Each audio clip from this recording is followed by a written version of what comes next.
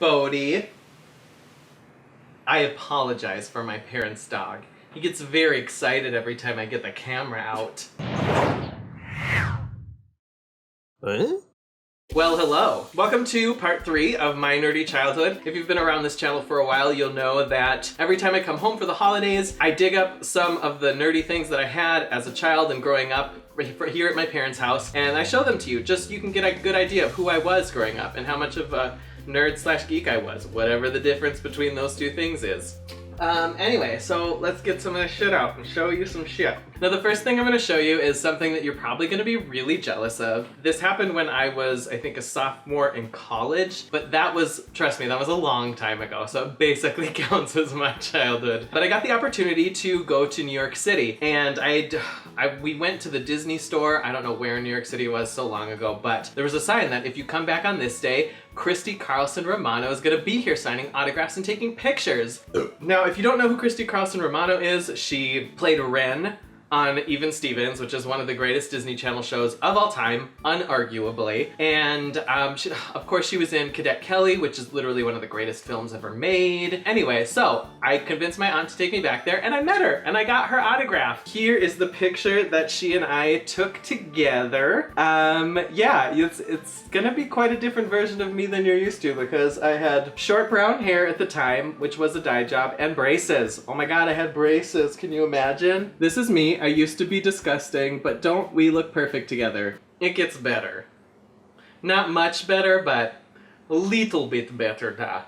As I've revealed in past My Nerdy Childhood videos, I was a huge fan of the Backstreet Boys, still am in fact. Now this might not be something that people are as aware of anymore, but there was a brief period where the Backstreet Boys actually had a comic book that they were like superheroes. I don't think I ever actually even owned or read the comic book, but I have one of the action figures.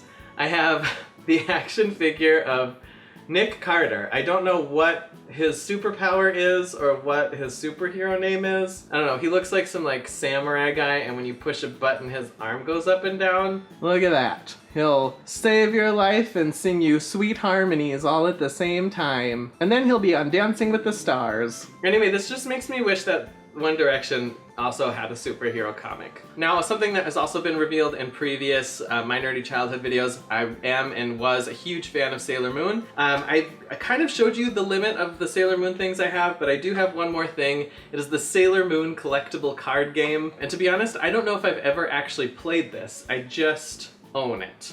Yeah, there's all the characters in here. Sailor Moon, Sailor Mars, C'est la vie. You may be aware of this, but when the Lord of the Rings movies came out on DVD, they also during the holiday season would release the Lord of the Rings extended editions, where they kind of added in a bunch of stuff and the movies were like super long. But when they came out, you could also buy this like huge box set with like all this other stuff in it. Sometimes there was like additional DVDs and like toys and things like that. Well, I'm pretty sure this one came with the Return of the King special edition, extended edition, package, box set, gift set thing. But I have a statue of Minas Tirith. Yeah, because then Denethor, and he's on fire and he's all crazy and he runs out and runs out and runs out and goes, "Oh, I regret nothing!" Except he doesn't say I regret nothing. He's like, "Ah, I'm the reason everyone is dying! I'm a piece of shit and should have listened to Mithrandir!" But yeah, it like opens up and it holds things, and I have like miscellaneous like jewelry. Nerd bonus. Now, this silver ring actually has a lot of sentimental value for me. Back when I was a junior in high school, we did the play The Hobbit, and I played Gollum, and it was I think it was my first like full play main stage show that I was in, and I had such a good time doing it. But at the end of the run, they gave me the ring that they used for Bilbo's One Ring of Power, the ring that made him invisible. So yeah, so here it is. I still have it after all this time. You know, I spent that whole run of the play trying to get my hands on the precious, and here, I have it. It doesn't last anymore. That is an awful voice to do. This just hurts. It makes you gag. I'm on barf. Okay, and I'm gonna turn the exposure up a little bit because it's starting to get dark out. Okay, woo! The sun suddenly rose. Look at that. When I was in high school, I got this program called RPG Maker. You know, you could make your own role-playing game, RPG. You know, like Final Fantasy, Chrono Trigger, all those games, you could make your own. And of course, Geeky Travis jumped right on this, and I actually made 2 games with that. And it starred all of my friends. It took place in my high school. The first one was called The Squirrel's Quest, and the second one was The Daughter of Darkness. My friend who draws anime, she draws manga, anime style, all that stuff. She's very talented, but she, for Christmas or my birthday or something, drew me posters for the games, and I still have both of them. Essentially, the story is my friend showed up to school one morning, and all of a sudden everyone but them disappears, but then they get turned into animals, and they have to figure out what's going on. Turns out it's me playing a magic trick on them, but then we find out that I was playing the magic trick so I could hone my magical ability so I could defend the Earth from the evil Karkslaptor who has just came from his planet of Glorax to come destroy the whole world. And he started with our little Catholic high school. Yeah, so these are the main characters. That's me. That's my fake evil form, Arcane, and that's my hero form, Crossroads.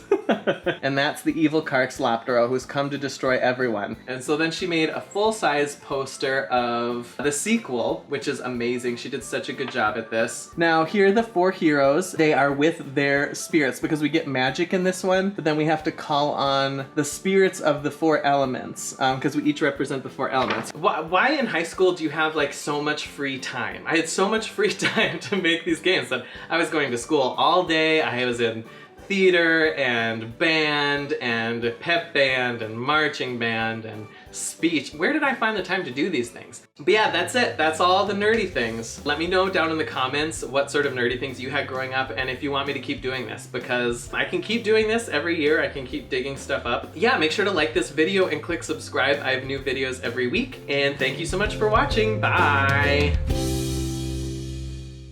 Today's comment of the week comes from my Turkey Puppet Mockingjay Part 2 video, and it is from I'm So Not Done, and he said, I'm so sad this is over. Now, of course, the final Hunger Games movie has come out, and every time a Hunger Games movie comes out, it's around Thanksgiving, so I do Turkey Puppet versions, but I only started with Catching Fire, so I've never done a Turkey Puppet version of the Hunger Games. So I haven't decided 100% for sure, but I may next year go back and do then the first one, the Hunger Games, as a Turkey Puppet video, so then I'll have all of them. So they'll all be done and I can feel complete in this really stupid tradition that I started for these really awful Turkey Puppet videos that I make. Travis, you're gonna regret making these promises. I have a strong feeling.